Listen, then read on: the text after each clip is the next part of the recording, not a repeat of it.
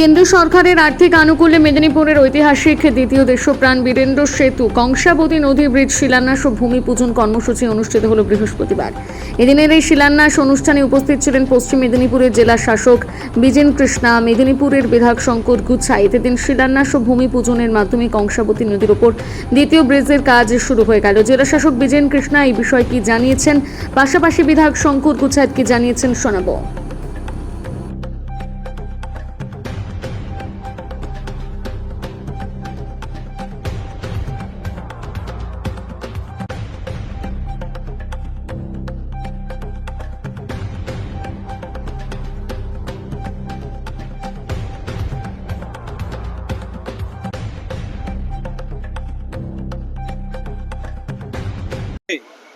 বিগত সরকারের যে টালবাহানা এবং কাজের যে অনীহা, সেই জন্য প্রায় 14 মাস ধরে এই কাজ আটকে ছিল।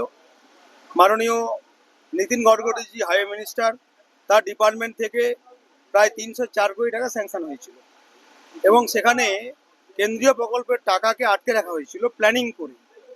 কিন্তু আজকে নতুন সরকার আসার পরে মাননীয় মুখ্যমন্ত্রী এবং আমাদের মাননীয় মিনিস্টার মাননীয় শুভেন্দু অধিকারী এবং দিলীপ ঘোষ, তারা আমাদেরকে নির্দেশ দেন যে দ্রুত এই কাজকে শুরু করা এবং শেষ করতে হবে।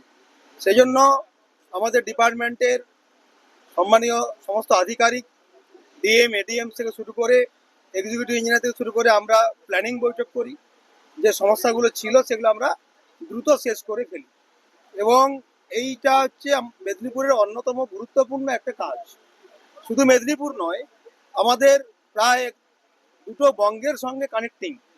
সেই জন্য এটা অত্যন্ত গুরুত্বপূর্ণ ব্রিজ। বারবার ধরে দেখা যায় এখানে অ্যাক্সিডেন্ট হচ্ছে, জ্যাম হচ্ছে। পুরনো বিগত দিনে দেখা যাচ্ছে রাতে অন্ধকারে টাকা নিয়ে ছেড়ে দেওয়া হচ্ছে। এখানে বহু ব্যবসায়ী আছেন, একদম আপ টু বাঁকুড়া পর্যন্ত, একদম শালবনি থেকে শুরু করে তারা প্রত্যেকেই সাফারিং হচ্ছিলেন। সেই জন্য আমরা দ্রুত কাজ শুরু করলাম। নতুন সরকারের যে যোজনা, নতুন সরকারের যে প্ল্যানিং, মাননীয় মুখ্যমন্ত্রীর যে প্ল্যানিং, সেটা এক্সিকিউট করার প্রথম পদক্ষেপ আমরা আজকে গ্রহণ করলাম।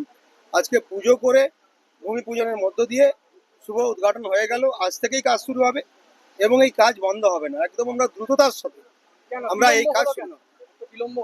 বিলম্ব তো একটাই কারণে, তৃণমূল সরকার চায় না এবং বহু স্কিম বন্ধ হয়েছিল, বহু স্কিম, শুধু এই স্কিম নয়। এখন আমরা বিভিন্ন দপ্তরে যাচ্ছি, গিয়ে দেখছি রাজ্য সরকার প্ল্যানিং করে সেন্ট্রালের যে প্রজেক্টগুলোকে আটকে রাখিয়ে রেখেছিল। তাদের একটাই কারণ, তারা চায়নি মানুষের উপকার হোক।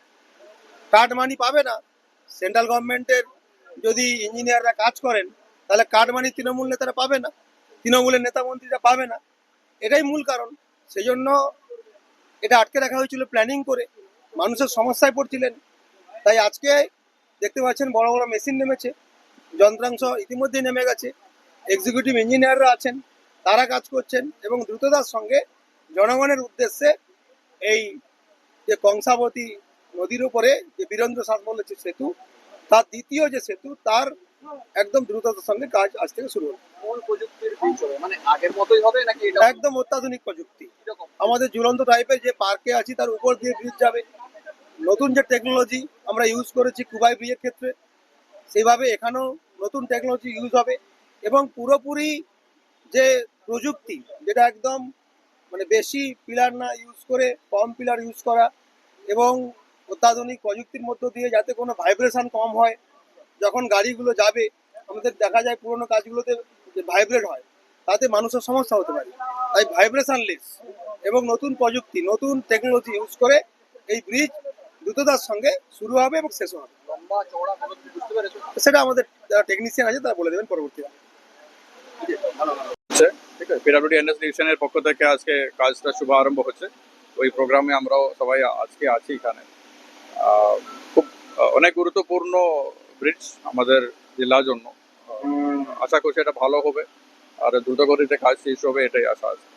বাজেট কত আছে স্যার? এটা অ্যাকচুয়ালি দুটো ব্রিজ নিয়ে প্রায় 210 কোটি টাকার কাছাকাছি ছিল। ওটা সিভিল কনস্ট্রাকশনের যে বাজেট, শিলাবতী ব্রিজ এবং এই কংসাবতী ব্রিজ মিলিয়ে একটা প্যাকেজে একই টেন্ডারে হয়েছিল। তো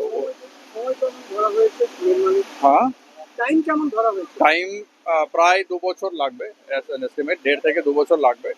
বাকি ডিপেন্ডিং আপন যেহেতু মানে নদী আছে, তো বর্ষা এবং জলের লেভেল এগুলোর উপরে ডিপেন্ড করবে, কিন্তু এক্সপেক্টেড 1.5 থেকে 2 বছরের মধ্যে শেষ হয়ে যাওয়ার কথা। স্যার, উন্নত কোনো প্রযুক্তি দ্বারা এই উন্নত মানের এই ব্রিজ তৈরি করা যায়, উড়ানগুলোভাবে করা যায়। না, বুঝলাম না, কি বললেন? উন্নত মানের কি বলবেন এটা? কি ধরনের ব্রিজ তৈরি করা যায়? নতুন টেকনোলজি আছে, কারণ এক্সিস্টিং ব্রিজ মানে অনেক পুরনো ব্রিজ ছিল, তখনকার টেকনোলজি আছে, তো এখনকার সিভিল ইঞ্জিনিয়ারিং টেকনোলজি ব্যবহার করে ডিজাইন করা হয়েছে। তো বাকি তো অনেক বেশি টেকনিক্যাল ব্যাপার আছে, সেটা তো বললে তো আলটিমেটলি মানে অত ডিটেলে যাচ্ছি না, কিন্তু টেকনোলজি, লেটেস্ট টেকনোলজি ব্যবহার করছে সিভিল ইঞ্জিনিয়ারিং এর, এবং আমাদের নদীর মানে ওয়াটার ফ্লো, এখানকার ফ্লাড সিচুয়েশন সবকিছু মাথায় রেখে আগামী অনেক বছরের মানে গাড়ি চলাচল এইসব মাথায় রেখে এই প্ল্যান ডিজাইনিংটা করা আছে। Thank you.